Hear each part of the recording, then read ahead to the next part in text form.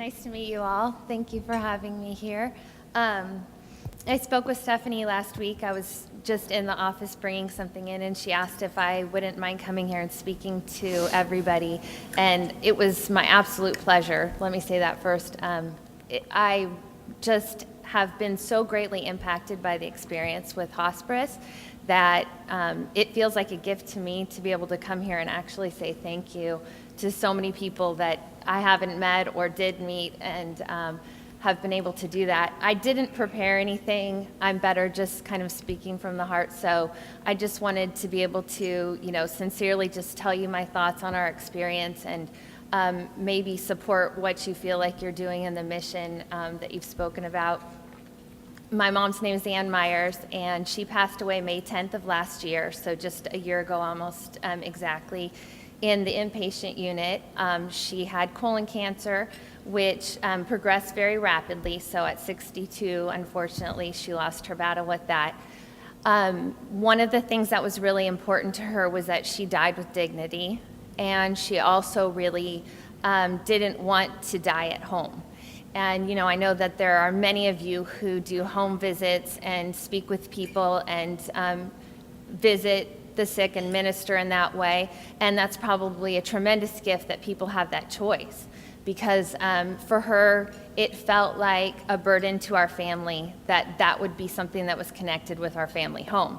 And I hadn't really thought about that. I would have supported her either way, but in truth it was probably one of the greatest gifts that she gave to us, because not only did that not make a really negative connection, maybe possibly with things for my children especially. I have an 8-year-old and a 6-year-old. My brother at the time had a 3-year-old and a 6-month-old baby. But the experience with the staff at the inpatient unit has changed my life and our experience forever. I had never been witness to anybody who was dying.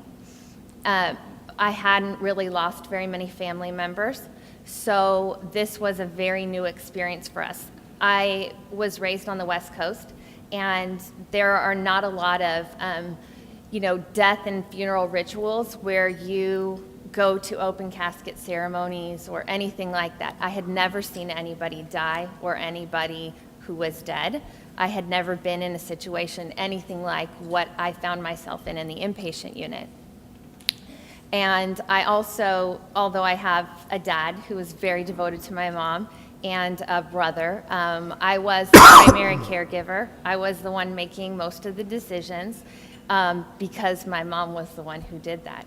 So what I wanted to say about the inpatient unit was that to us, it felt like a very holy spiritual experience. I had no idea what it was going to be coming into it.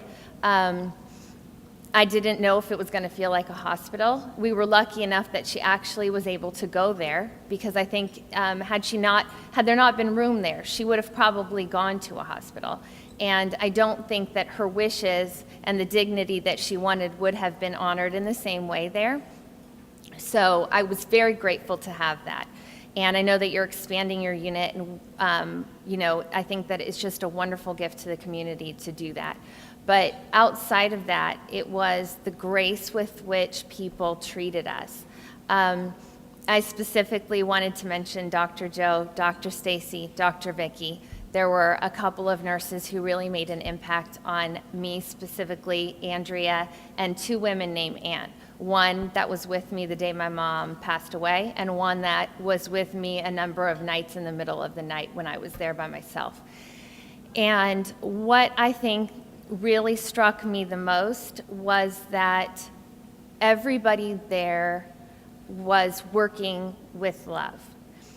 And you would think that these are strangers, and that the people who have come into the inpatient unit you may have known for a day, or they may have been there for a couple of days, but that was not the feeling that I got. And with all sincerity, they would come into the room, they would touch my mom, they would stop and talk to me, they would give me whatever support I needed to support her. They gave her any support that she needed. And 2 days before my mom passed away, we kind of got to a critical point. And it was the first day that I met Dr. Joe. He was there for just that day with us. And he came in, and my mom was able, for a short time, to just express her wishes that this was not, that she didn't want to linger, that she didn't want her experience to be negative, that she wanted to die with dignity. And I tried to be as supportive as I could in that. And I sat there and talked to Dr. Joe about what we would like. And one of the greatest gifts I have ever been given in my life was the words that he spoke to me that day. And he said, "You are loving your mom so well right now."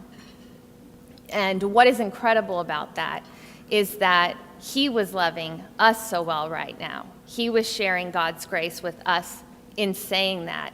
And he empowered me to be able to do something that was very difficult, because I'm sure, as you all know, since you do this, and probably understanding from our experiences of me being somebody's child and doing this, that end-of-life care is a difficult decision. It could feel like a burden to family to make decisions that, are going to affect the health of your family members.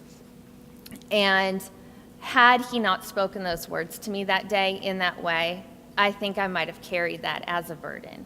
And instead, I feel like, although it was a horrible time for us, I know that I made the right choices, and he empowered me to feel like that. And all of the nurses there made me feel like that I was making the choices that she would make for herself, that I was making the choices that preserved her dignity and honored her life, and that the staff there made me feel like in any way they were going to support those choices and make that easier for us. So I really just want to thank you all for what you do. For those people who go to home visits, which we didn't have a lot of experience with, had I needed that would have been a tremendous gift. For the people who work at the inpatient unit, for those of you who do fundraising, all of you have a job that matters so much to so many people, and you see it for a brief time. You come in and you meet a family, and you see their grief, and you're witness to it, and you share that experience, and then you have to move on to another family. And so you can't keep us all in your hearts all of the time to be able to do what you do. But we all keep all of you in our hearts forever, because for the rest of my life, this has changed me. So I just wanted to say thank you for what you do. That in any way, if my family or any of my mom's friends or any of our community can help in your mission, in anything, that we are more than happy to do that, and that you really are acting out of love and grace every day. So thank you very much.